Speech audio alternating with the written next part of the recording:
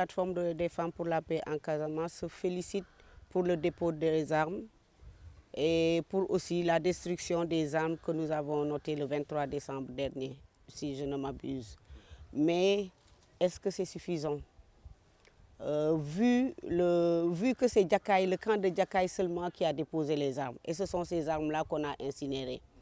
Étant donné aussi qu'il y avait beaucoup d'armes en circulation, même si on n'avait pas la quantité exacte, mais il y a beaucoup d'armes en circulation. Où sont ces armes-là qui restent? Où sont les autres camps? Où est Salif Sadio? Est-ce que moi, je m'inquiète plus que je suis contente de la situation?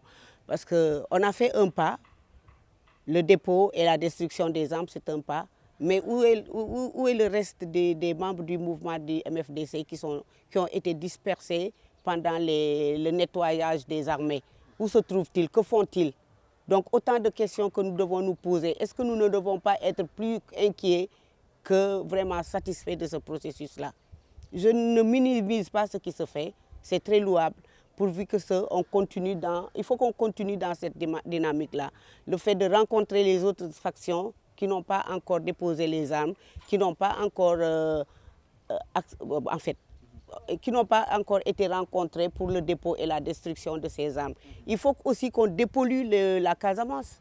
Il ne suffit pas aussi de détruire des armes, de déposer les armes, de les détruire.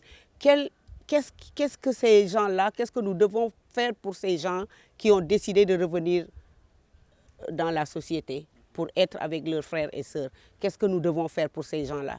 Donc c'est autant de questions aussi qu'il va falloir résoudre, auxquelles il faut apporter une réponse. Et une réponse urgente. Ces gens-là n'ont plus de travail. En fait, il faudrait une prise en charge holistique à mon avis. Même pour les familles qui ont été déplacées et qui doivent retourner.